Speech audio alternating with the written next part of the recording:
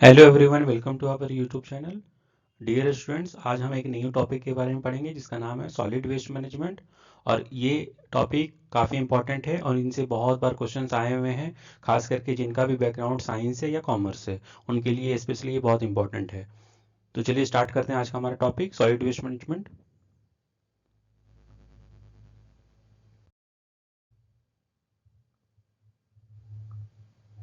तो सबसे पहले हम समझते हैं कि सॉलिड वेस्ट मैनेजमेंट होता क्या है। इसके डेफिनेशन को हम देखते हैं, ठीक है। तो सॉलिड वेस्ट मैनेजमेंट क्या है कि solid waste management is the systematic control of generation, collection, storage, transport, processing and disposal of solid waste in a manner that protect human health and the environment. यानी solid waste management क्या है? Solid में waste management एक एक हमारा ऐसा systematic method है या सिस्टमैटिक कंट्रोल है। किसका कंट्रोल है? वेस्ट का।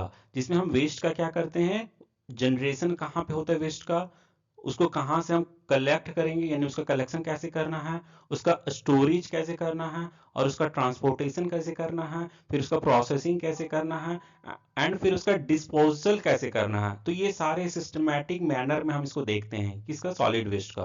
यानी कि सॉलिड वेस्ट को हम सिस्टमैटिक मैनर में यानी सिस्टमैटिक कंट्रोल करते हैं। अब ये कंट्रोल कैसे कैसे होगा? फर्स्ट में हमारा क्या प्रोसेस होगा? जनरेशन कहाँ पे हो रहा है, फिर हम उसको क्या करेंगे, कलेक्शन कहाँ पे होना चाहिए, फिर उसका स्टोरेज कहाँ पे होना चाहिए, फिर फोर्थ में हमारा क्या होगा, ट्रांसपोर्टेशन कैसा होना चाहिए, फिर फिफ्थ में होगा प्रोसेसिंग कैसा होना चाहिए, एंड लास्ट हमारा फाइनली कैसा होगा, जो डिस्पोजल पे काम करेगा, यानी डिस्पोजल कैसा होना चाहिए। तो ये हमारा सॉलिड वेस्ट मैनेजमेंट है जिसमें हम सिस्टमैटिक मैनर में हम इसका सिस्टमैटिक मैनर में हम इसका मैनेजमेंट करते हैं। और इसमें ये सारे ये जो 6 प्रोसेस आपको मैंने बताया, बस इसी पे हम लोग ध्यान देते हैं। अब ये हम करते क्यों हैं? क्योंकि solid waste in a manner that protect human health and the environment. इसमें हम क्या करते हैं, किसको प्रोटेक्ट करते हैं? ह्यूमन हेल्थ को प्रोटेक्ट करते हैं, ठीक है। यानी कि हमारा जो ह्यूमन हेल्थ है वो कैसा होना चाहिए।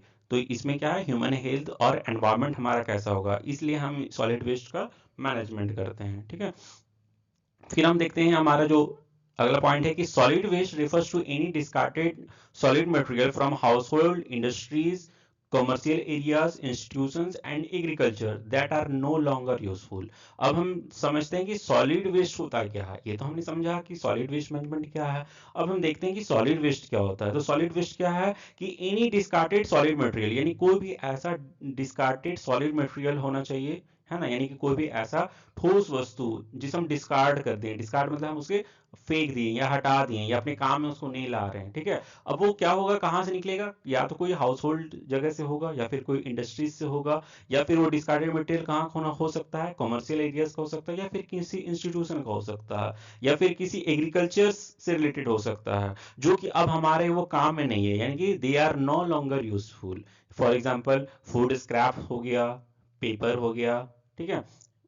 पेपर हो गया, प्लास्टिक्स हो गया, ग्लास हो गया, मेटल्स हो गया, टेक्सटाइल्स हो गया। तो ये सारे क्या है, हमारे ऐसे डिस्कार्डेड मटेरियल्स होंगे, ये सभी चीजें जो कि हमें और ये हमारे लिए और आगे यूजफुल में नहीं है, ठीक है। तो इसलिए हम इसका और इसे हम क्या कहते हैं, सॉलिड वेस्ट कहते हैं, ठीक है। यानी ये सारी चीजें आएंगी वो किसके अंदर में आएंगी, सॉलिड वेस्ट में आएंगी। अब हम एक टर्म देखते हैं कि म्युनिसिपल सॉलिड वेस्ट क्या होता है। अब यहाँ पे ना टर्म एक लग गया नया, है ना, एक नया जो वर्ड जुड़ गया कि म्युनिसिपल सॉलिड वेस्ट। हमने पढ़ा कि सॉलिड वेस्ट मैनेजमेंट क्या है, फिर हमने देखा सॉलिड वेस्ट क्या होता है। अब हम देखते हैं म्युनिसिपल सॉलिड वेस्ट क्या होता है। तो म्युनिसिपल सॉलिड वेस्ट को कॉमनली हम बोलते हैं नोन एज ट्रैश और garbage, primarily from house hold and similar sources. यानी कि कोई भी घरेलू वस्तु या घरों से निकलने वाले जो भी कचरा है, ठीक है, या ट्रेस या गार्बेज हैं, तो वो सभी को हम क्या कहते हैं, म्युनिसिपल सॉलिड वेस्ट कहते हैं, ठीक है। अब हम इसको देखते हैं कि इसका मेन कैरेक्टरिस्टिक्स क्या होता है, यानी कि इसकी क्या क्या विशेषताएं होंगी, यानी क्या क्या कैरेक्टरिस्टिक्स होगा। तो सॉलिड वेस्ट का क्या क्या कैरेक्टरिस्टिक्स होगा ये भी देख लेते हैं हम आगे में। तो solid waste has physical, chemical and biological properties that influence management. यानी सॉलिड वेस्ट का सबसे क्या आ गया कि उसका फिजिकल, केमिकल या बायोलॉजिकल प्रॉपर्टीज होता है जो कि किसी भी सॉलिड वेस्ट मैनेजमेंट में वो इन्फ्लुएंस करता है, यानी उस मैनेजमेंट को प्रभावित करता है। क्योंकि हम जब भी सॉलिड वेस्ट का मैनेजमेंट करते हैं तो उसमें हम देखते हैं कि उसका फिजिकल कैरेक्टरिस्टिक्स कैसा है, यानी उस वस्तु जो भी ऑब्जेक्ट है या जो भी डिस्कार्डेड मटेरियल है उसका फिजिकल नेचर कैसा है, केमिकल नेचर कैसा है, उसका बायोलॉजिकल प्रॉपर्टीज कैसा है, यानी बायोलॉजिकल नेचर कैसा है, तब जाके हम उसका मैनेजमेंट उसी हिसाब से करेंगे। ठीक है, तो ये भी बहुत ज्यादा इंपॉर्टेंट है। तो इसके कैरेक्टरिस्टिक्स में फर्स्ट क्या है, फिजिकल, फिर सेकंड क्या है केमिकल, फिर थर्ड क्या है बायोलॉजिकल। तो फिजिकल क्या है कि फिजिकल में हम क्या देखते हैं कि उसका डेंसिटी, यानी कि जो वेस्ट है उसका डेंसिटी क्या है। तो टिपिकली 100 to 400 किलो पर मीटर क्यूब, यानी 1 मीटर क्यूब में के लगभग 100 से 400 केजी जो अनकॉम्पैक्टेड से लेकर कॉम्पैक्टेड जो भी वेस्ट होंगे, ठीक है, तो उसका जो डेंसिटी यानी उसका घनत्व वो कितना होगा, तो ये फिजिकल में आ गया। फिर उसका मॉइस्चर कंटेंट क्या है, यानी कि वो जो वेस्ट होगा उसका मॉइस्चर कंटेंट क्या है। ठीक है, मॉइस्चर कंटेंट मतलब हाई इन ऑर्गेनिक्स, यानी उसमें जो होगा ऑर्गेनिक्स मैटर ज्यादा होगा। अफेक्टिंग वेट एंड डिकम्पोजिशन, अब ये ऑर्गेनिक मैटर ज्यादा होगा तो क्या होगा, डिकम्पोजिशन में वो थोड़ा सा क्या करेगा, टाइम ज्यादा लेगा। ठीक है, फिर है पर्टिकुलर पार्टिकल्स का साइज कितना है। ठीक है, क्योंकि इंपॉर्टेंट फॉर सॉर्टिंग और श्रेडिंग, यानी इसको हमको अलग करने में थोड़ा सा क्या होगा, टाइम लगेगा। ठीक है, तो ये सब भी ज्यादा हम ध्यान देते हैं किसमें, फिजिकल प्रॉपर्टीज में। फिर आते हैं केमिकल प्रॉपर्टीज में। केमिकल प्रॉपर्टीज में देखेंगे तो ऑर्गेनिक है, अगर वो उसमें ऑर्गेनिक है यानी कि वो क्या होगा, बायोडिग्रेडेबल होगा। बायोडिग्रेडेबल होगा इसका मतलब क्या हुआ कि उसमें कैसा कैसा उसका नेचर होगा कि उसमें कार्बोहाइड्रेट, प्रोटीन्स या लिपिड्स ये सब ज्यादा होगा उस पे। ठीक है, और अगर इनऑर्गेनिक मटेरियल है तो उसमें क्या होगा, वो नॉन बायोडिग्रेडेबल होगा, ज्यादातर जो होगा नॉन बायोडिग्रेडेबल होगा अगर उसमें इनऑर्गेनिक मैटर ज्यादा हुआ तो, खास करके मेटल्स हो गया, ग्लास हो गया। ठीक है, या कोई अलग केमिकल कंपोजिशन हो गया। फिर उसमें एनर्जी का कंटेंट क्या है, यानी उसका कैलोरीफिक वैल्यू फिर कितना होगा। अब कैलोरीफिक वैल्यू अगर हाई होगा तो इंसिनरेशन रेट भी हाई होगा। हम आगे समझेंगे कि इंसिनरेशन भी क्या होता है, तो एक एक करके हम बहुत अच्छे से पढ़ेंगे। ठीक है, फिर क्या है पोटेंशियल फॉर लीचेड, अगर उसमें एनर्जी कंटेंट हम भी देख लिए, हम बायोडिग्रेडेबल या नॉन बायोडिग्रेडेबल नेचर कैसा वो भी देख लिए। फिर हम उसमें देखते हैं कि फिर लीचेड भी उस पर डिपेंड करता है। लीचेड मतलब कि पोल्यूटिंग लिक्विड्स और गैस प्रोडक्शन। ठीक है, अगर वो सॉइल में आ गया तो उसमें क्या हुआ, लीचिंग हो गया। यानी लीचिंग मतलब क्या कि यानी हमारे जो सॉइल पार्टिकल्स सॉइल के अंदर में हो तो धीरे धीरे कितना लीच आउट करेगा। ठीक है, फिर आगे क्या है बायोलॉजिकल में, अगर बायोलॉजिकल हम देखें तो biodegradable portions decompose naturally producing methane in landfills. जब हम लैंडफिल्स करते हैं तो उसमें सबसे ज्यादा कौन सा गैस निकलेगा, मीथेन निकलता है। तो ये भी डिपेंड करता है कि वो बायोलॉजिकली कितना वो डिकम्पोज होने के लायक है वो वेस्ट। ठीक है, फिर कंपोस्टिंग में कितना वो हेल्प करेगा। ठीक है, फिर नॉन बायोडिग्रेडेबल परसिस्ट कैसा है उसका। तो ये सारा हम नेचर से देखते हैं ताकि हमारा जो लॉन्ग टर्म पोल्यूशन है वो ना हो सके। ठीक है, क्योंकि वेस्ट से क्या होता है, लॉन्ग टर्म पोल्यूशन भी होता है इसमें। ठीक है, तो यानी कि ये सॉइल, एयर, वाटर तीनों को पोल्यूट कर सकता है, इसलिए इसका फिजिकल, केमिकल और बायोलॉजिकल कैरेक्टरिस्टिक्स को जानना बहुत जरूरी है। ठीक है, अब हम आगे चलते हैं हमारे स्टूडेंट्स। देखिए हमारा फिर सेकंड क्या होना चाहिए, सोर्स ऑफ सॉलिड वेस्ट, यानी कि सॉलिड वेस्ट का क्या सोर्स होगा। ठीक है, इसमें आप लोगों को डिटेल में उतना ज्यादा नहीं पढ़ना, बस इसके कैरेक्टर्स को जानिए, क्या सोर्स है, क्या टाइप्स है, क्योंकि ईवीएस वैक में इससे ज्यादा क्वेश्चंस आपसे नहीं पूछा जाएगा कभी भी। ठीक है, तो इसमें ये मत समझिएगा कि सर इतने शॉर्ट में करा रहे हैं, बस हम आपके एग्जाम के पॉइंट ऑफ व्यू से सारा हम कंटेंट तैयार किए हैं जिससे आपको भी कोई परेशानी ना हो। तो फिर देखते हैं हम इसका सोर्स क्या है, सॉलिड वेस्ट का सोर्स क्या है। तो सबसे पहला सोर्स क्या है, रेसिडेंशियल वेस्ट, यानी कि जो भी हाउस होल्ड गार्बेज होता है। रेसिडेंशियल मतलब कि जहाँ पे हम लोग रहते हैं। ठीक है, यानी कि जहाँ पे घर वगैरह रहता है, जहाँ पे घरेलू का जो कचरा निकलता है, तो वो हाउस होल्ड गार्बेज हो गया। फिर कॉमर्शियल वेस्ट, यानी जो सोप्स हो गया, ऑफिस हो गया या होटल्स हो गए हैं। फिर इंडस्ट्रियल वेस्ट देखें तो फैक्ट्रीज एंड इंडस्ट्रीज हो गया। ठीक है, फिर इंस्टीट्यूशनल वेस्ट देखें तो स्कूल्स, हॉस्पिटल्स हो गया। फिर म्युनिसिपल वेस्ट देखें तो स्ट्रीट स्वीपिंग, पार्क वगैरह हो गया। ठीक है, या कोई स्ट्रीट वगैरह में जहाँ पे कूड़ा कचरा फैला हुआ है तो वो म्युनिसिपल वेस्ट में आ गया। फिर ठीक है, फिर एग्रीकल्चर वेस्ट में देखें तो जो भी क्रॉप रेसिड्यूज हैं, मैन्योर हैं, है ना, खाद वगैरह हैं, तो ठीक है, या फिर कोई फर्टिलाइजर्स वगैरह कहीं पे है तो वो एग्रीकल्चर वाले में आ गया, एग्रीकल्चर वेस्ट के कैटेगरी में। फिर है टाइप्स ऑफ सॉलिड वेस्ट, अगर हम सॉलिड वेस्ट का टाइप्स देखें तो बहुत डिफरेंट डिफरेंट टाइप्स के होते हैं। तो पहला है बायोडिग्रेडेबल वेस्ट।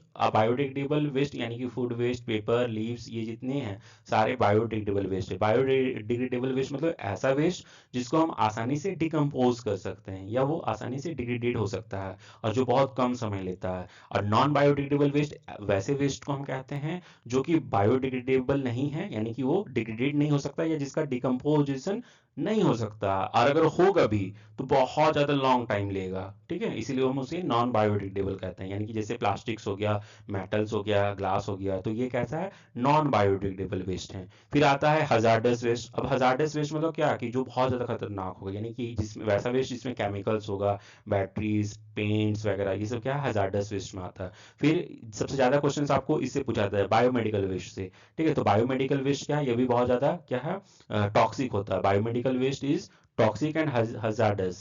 ठीक है, ये टॉक्सिक होता है, टॉक्सिक मतलब बहुत ही ज़्यादा पॉइजनस है, क्योंकि ये हॉस्पिटल से आता है। ठीक है ना, अब हॉस्पिटल वेस्ट जितना होगा सारा बायोमेडिकल वेस्ट है, और ये बहुत ज़्यादा टॉक्सिक होता है। और इसके लिए हम लोग कौन सा प्रोसेस यूज़ करते हैं, इंसिनरेशन करते हैं। ठीक है, इंसिनरेशन को हिंदी में कहते हैं भस्मीकरण। ठीक है, इंसिनरेशन। अब इंसिनरेशन प्रोसेस क्या होता है, आगे हम फिर समझेंगे इसे। फिर आता है ई वेस्ट। ई वेस्ट मतलब इलेक्ट्रॉनिक वेस्ट, तो यानी जितने भी टाइप्स के इलेक्ट्रॉनिक आइटम्स है, लाइक मोबाइल, कंप्यूटर्स, आईपैड। ठीक है, तो जितने भी सारे हैं सारा ई वेस्ट में आता है। ठीक है, फिर हमारा नेक्स्ट होगा कि फंक्शनल एलिमेंट्स और सॉलिड वेस्ट मैनेजमेंट। ठीक है, हम सॉलिड वेस्ट मैनेजमेंट में क्या क्या एलिमेंट का यूज करते हैं, क्या क्या प्रोसेस करते हैं। तो फर्स्ट में हमारा क्या प्रोसेस होगा, वेस्ट का जनरेशन, यानी कि कहाँ से वेस्ट हमारा जनरेट हो रहा है। ठीक है, फिर हम उसमें क्या देखते हैं, वेस्ट का सेग्रीगेशन। सेग्रीगेशन मतलब उसको अलग अलग करना। ठीक है, इसमें हम क्या करते हैं, अलग करते हैं सभी को, सेग्रीगेट करते हैं, मतलब अलग करना, जिसको हिंदी में बोलते हैं पृथकीकरण। पृथकीकरण। फिर होता है वेस्ट का कलेक्शन। हम क्या करते हैं, वेस्ट को एक जगह इकट्ठा करते हैं, डोर टू डोर कलेक्ट करके, या कहीं से जाके, जैसे हमारे जो नगर निगम का जो कचरा वाला गाड़ी आता है, तो वो क्या करता है, पहले डोर टू डोर जाके कलेक्ट करता है वेस्ट को, फिर जाके एक जगह पे वो स्टोर करता है। ठीक है, यानी कि पहले उसका काम क्या हुआ, कलेक्शन का, फिर हुआ स्टोरेज का, फिर वो स्टोर करेगा। ठीक है, फिर वो जाके उस कचरे को क्या करेगा, वेस्ट का ट्रांसपोर्टेशन करेगा किसी ऐसे जगह पे, जहाँ पे उसका प्रोसेसिंग यूनिट लगा होगा, जहाँ पे उस वेस्ट को प्रोसेसिंग करना है। फिर वहां पे वो वेस्ट का प्रोसेसिंग करेगा, फिर देखेगा कि उस वेस्ट का नेचर कैसा है, या उसका कैरेक्टरिस्टिक्स कैसा है। जैसा उसका कैरेक्टर्स होगा या नेचर होगा, उसके हिसाब से उसका ट्रीटमेंट किया जाएगा। फिर फाइनली ट्रीटमेंट के बाद क्या होगा, फिर वेस्ट का डिस्पोजल होगा। ठीक है, अगर ट्रीटमेंट में करेंगे तो हम ट्रीटमेंट क्या करते हैं, इंसिनरेशन करेंगे, पायरोलाइसिस करेंगे, ये सब सारा ट्रीटमेंट, लैंड फिलिंग करेंगे, ये सब करेंगे। ठीक है, अगर देखेंगे कि ये सब कुछ भी काम में नहीं है, तो फिर लास्ट में उसको क्या करते हैं, डिस्पोजल करते हैं। ठीक है, तो आपको इस तरह से ध्यान रखना है कि इस तरह का सारे फंक्शनल एलिमेंट हैं। फिर हम देखते हैं वेस्ट का सेग्रीगेशन, ये भी एक इंपॉर्टेंट है। सेग्रीगेशन मतलब अलग करना। तो हम जानते हैं कि हम वेस्ट को तीन कैटेगरीज में मैंने तीन टाइप से हम सेग्रीगेट करते हैं, अलग करते हैं। ग्रीन बीन में जो भी डस्टबिन होगा वो ग्रीन कलर का होगा। कहीं पे आपने देखा ब्लू ब्लू कलर का भी होता है, कहीं रेड कलर का भी होता है, कहीं पे येलो कलर का भी होता है, तो अलग अलग सबका अलग अलग कैरेक्टरिस्टिक्स है। तो ग्रीन कलर जो होगा यानी वो कैसा है, बायोडिग्रेडेबल वेस्ट है, यानी उसमें वैसे ही हम वेस्ट को डालेंगे जो कि उसमें बायोडिग्रेडेबल हो, जैसे, और वो कैसा होता है, गीला कचरा होता है, वेट है ना। फिर ब्लू ब्लू बिन जो होता है ब्लू कलर का, वो कैसा जो ड्राई होता है और रिसाइक्लेबल वेस्ट होता है, यानी ऐसा वेस्ट जिसको हम रिसाइकल कर सकते हैं, वो हमारे केस में होगा, ब्लू बिन में होगा। और रेड बिन में क्या कौन सा होगा, जितना भी हजार्डस वेस्ट है। ठीक है, हजार्डस मतलब जिसमें टॉक्सिक ज्यादा होगा। ठीक है, वो सारा रेड बिन में आता है। फिर आते हैं segregation at source is the key step in effective SWM. SWM मतलब सॉलिड वेस्ट मैनेजमेंट। तो सॉलिड वेस्ट मैनेजमेंट के लिए सबसे जो मेजर की स्टेप है वो क्या है, सेग्रीगेशन। सेग्रीगेशन मतलब वेस्ट को अलग अलग करना। जब तक हम वेस्ट को अलग अलग नहीं करेंगे ना, अगर एक साथ हो गया तो हम वो सॉलिड वेस्ट को मैनेजमेंट करने में बहुत कठिनाई होगी, यानी बहुत डिफिकल्टी होगा उसके लिए। ठीक है, तो सबसे सबसे जो मेजर स्टेप है हमारा क्या है, सेग्रीगेशन प्रोसेस होता है, जिसमें हम लोग अलग करते हैं उसको। फिर है, तो आप कौन कौन सा मैथड्स का यूज करते हैं ट्रीटमेंट के लिए, हम क्या करेंगे, कौन कौन सा मैथड का यूज करेंगे। तो फर्स्ट में हमारा आता है कंपोस्टिंग, फिर है वर्मी कंपोस्टिंग, फिर रिसाइकलिंग, फिर इंसिनरेशन, फिर पायरोलाइसिस, फिर सैनिटरी लैंड फिलिंग। अब हम समझते हैं कि कंपोस्टिंग क्या होता है।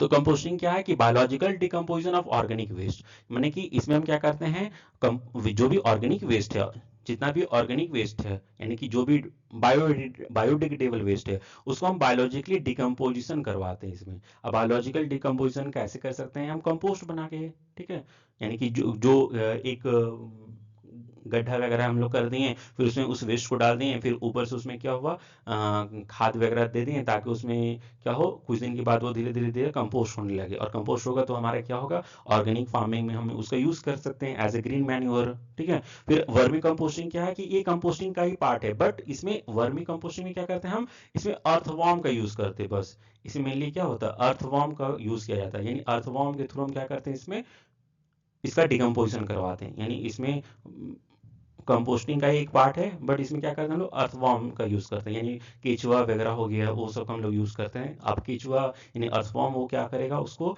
जो भी वेस्ट है उसको वो धीरे धीरे ब्रेक डाउन करेगा, ठीक है। फिर नेक्स्ट हमारा क्या है, रिसाइकलिंग। फिर हम क्या कर सकते हैं, रिसाइकलिंग कर सकते हैं। हम देखेंगे कि ऐसा वेस्ट जो रिसाइकल प्रोसेस में हो सकता है, यानी वो हमारे लिए यूजफुल प्रोडक्ट है, तो हम उसको रीप्रोसेसिंग करते हैं, ठीक है, और रीप्रोसेसिंग करके हम उस वेस्ट को यूजफुल प्रोडक्ट बना देते हैं। फिर हमारा क्या है, इंसिनरेशन, यानी कि burning waste at high temperature, यानी कि कुछ ऐसा वेस्ट होता है जो जिसका हम ना तो रिसाइकल कर सकते हैं, ना ही उसको हम रिड्यूस कर सकते हैं, ना ही, यानी कि कोई भी ट्रीटमेंट उसमें काम नहीं करेगा, बस उसका उसके लिए एक ही उपाय है, और वो क्या है, इंसिनरेशन। इंसिनरेशन का मतलब क्या हुआ, इंसिनरेशन में हम क्या करते हैं कि बर्न करते हैं, यानी वेस्ट को हम क्या करते हैं, हाई टेम्परेचर में बर्न करते हैं, और इसमें मिनिमम कितना टेम्परेचर होना चाहिए, 850 डिग्री सेल्सियस से एबव होना चाहिए। और इस ये किसके प्रेजेंस में होता है, ऑक्सीजन के प्रेजेंस में, ठीक है, यानी ये किसके प्रेजेंस में होता है, ऑक्सीजन के प्रेजेंस में। और एक होता है पायरोलाइसिस, ये क्या होता है, ये भी बर्न करना है, लेकिन बट ये क्या हो, विदाउट ऑक्सीजन, है ना। जब विदाउट ऑक्सीजन बर्न करेंगे वेस्ट को तो हम उसको पायरोलाइसिस कहते हैं। जब हम ऑक्सीजन के प्रेजेंट में वेस्ट को हाई टेम्परेचर में बर्न करेंगे तो उसको इंसिनरेशन करते हैं। पायरोलाइसिस के लिए टेम्परेचर कम भी होगा तो चल जाएगा, यानी ऑलमोस्ट 200 से लेकर 500 या 400 डिग्री सेल्सियस तक, ठीक है, इतना तक होता है।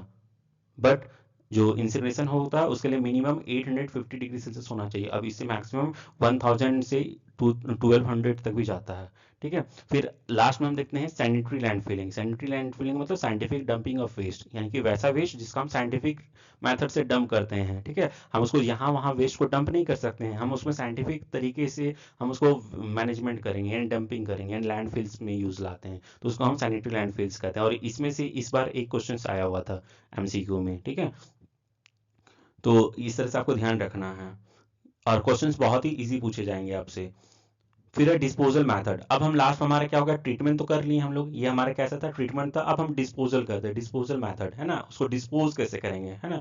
तो फर्स्ट में क्या करते हैं, ओपन डंपिंग कर सकते हैं, हम उसको डंप कर सकते हैं, या फिर सैनिटरी लैंडफिल कर सकते हैं, या फिर इंसिनरेशन कर सकते हैं। तो ओपन डंपिंग मतलब क्या, ये नॉट रिकमेंडेड, हम कहीं भी ओपनली हम किसी को नहीं फेंक सकते हैं, ठीक है, कोई भी वेस्ट को। फिर सैनिटरी लैंडफिलिंग क्या होता है, सेफ एंड कंट्रोल, हम इसको लैंडफिलिंग में क्या करेंगे, सेफली लाएंगे, या तो वो हमारे एनवायरनमेंट को भी नुकसान ना पहुंचाए और ना ही वहां पे कोई भी सॉइल एयर वाटर को कंटामिनेट करे, हम ये भी चीज को ध्यान में रखते हैं। फिर लास्ट में आता है इंसिनरेशन, जो कि हम जितना भी हजार्डस वेस्ट है, खास करके बायोमेडिकल वेस्ट, उसके लिए हम क्या करते हैं, इंसिनरेशन करते हैं, ठीक है। और इंसिनरेशन क्या है, burning waste at a high temperature. फिर हम इसमें देखते हैं कि हमारा 3 प्रिंसिपल्स है, रिड्यूस, रीयूज और रिसाइकल, ठीक है। तो रिड्यूस का मतलब क्या होता है कि मिनिमाइज वेस्ट जनरेशन, जो भी वेस्ट का जनरेशन हो रहा है वो कम से कम करना, यानी मिनिमाइज करना। फिर क्या देखते हैं हम उसमें, रीयूज, यानी कि जो भी आइटम्स ऐसा है जिसको हम अगेन यूज में ला सकते हैं तो उसको यूज करेंगे। या फिर रिसाइकल, ऐसा है वेस्ट है जिसको हम कन्वर्ट कर सकते करके न्यू प्रोडक्ट कुछ बना सकते हैं, तो उसको हम क्या बोलेंगे, रिसाइकल। अब ये 3R की जगह पे अभी हमारे पास क्या है, 4R भी आ गया है, 4R 5R, ठीक है। तो क्या है, अगर 4R पूछा जाए तो आपको याद रखना, refuse, reduce, reuse, recycle, recover, ये सारा 4 और 5R का कंसेप्ट है। बट आपसे इतना नहीं पूछेगा, एटलीस्ट आपको 3R प्रिंसिपल याद रखना है, ठीक है।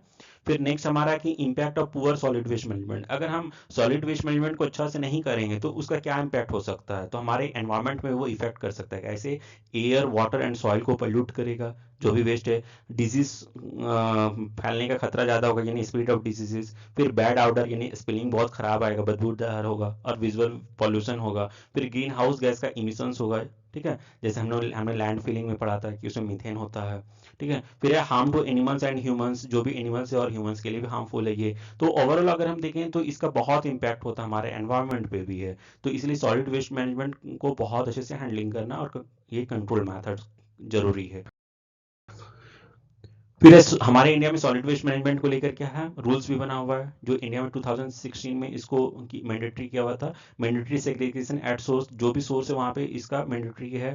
फिर डोर टू डोर कलेक्शन करना जरूरी है। फिर ban and open dumping and burning, यानी ओपनली हम कहीं भी किसी कोई भी वेस्ट को हम जला नहीं सकते हैं, ठीक है, या फिर उसको डंप नहीं कर सकते हैं। फिर responsibility of local bodies and citizens, हमारे जो लोकल बॉडीज और सिटीजन्स हैं उनके लिए भी कुछ मौलिक कर्तव्य है, ठीक है। तो इसको भी ध्यान में रखना होता है। फिर advantage of proper solid waste management, यानी clean and healthy environment, resource conservation, reduction in pollution and employment generation. अगर हम सॉलिड वेस्ट मैनेजमेंट करेंगे तो इससे हमारा क्या होगा, एम्प्लॉयमेंट भी तो जनरेट होगा, हम रोजगार भी तो दे रहे हैं। फिर क्या है, सस्टेनेबल डेवलपमेंट भी हम करेंगे इसमें, क्योंकि अभी एक न्यू आया हुआ है ना कि वेस्ट टू एनर्जी। बहुत सारा ऐसा वेस्ट है जिससे हम क्या कर रहे हैं, एनर्जी प्रोडक्शन कर रहे हैं।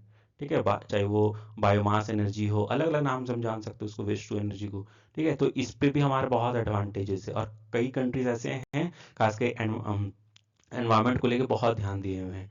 ठीक है, तो ये बहुत इंपॉर्टेंट है। तो और चलिए स्टार्ट करते हैं अब हम। इतना तो हमने पढ़ा कंसेप्ट, अब हम इसे कुछ इंपॉर्टेंट क्वेश्चंस जो आने के चांसेस हैं उसको भी देख लेते हैं। क्योंकि the first step in solid waste management is, solid waste management में हमारा जो पहला स्टेप हो वो क्या है, तो हमारा पहला स्टेप क्या है, वेस्ट जनरेशन, है ना, जहां से वेस्ट जनरेट हो रहा। अगर वेस्ट जनरेशन ना देके होगा, अगर कहीं पे होता रिडक्शन, तो आपको रिडक्शन टिक लगाना है।